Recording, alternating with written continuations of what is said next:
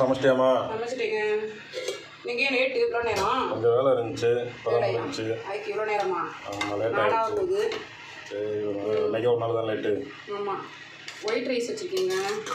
சரிம்மா. White rice வச்சுட்டு வெள்ளிக்கிழமை சாம்பார் வச்சியா? ஆமாம், முள்ளங்கி சாம்பார். முள்ளங்கி சாம்பாரா? ஆமாம், சிவப்பு முள்ளங்கி.